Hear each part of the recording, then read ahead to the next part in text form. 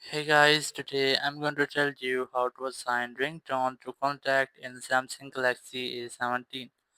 If you're using A17 now you want to assign ringtone to any contact, so let's see how can you do that.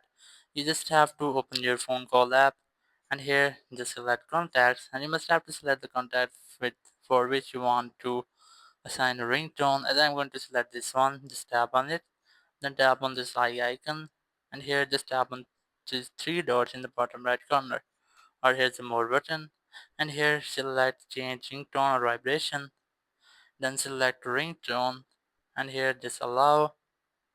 Once you have, you will get different ringtones from here. You can see there's a default ringtone for all calls, but you can easily select any more ringtone from here. I'm going to select, let's see, this one, just tap on it.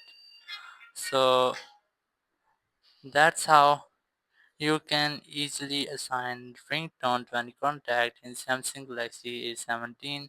Thank you very much for watching the video. Until next video, bye bye.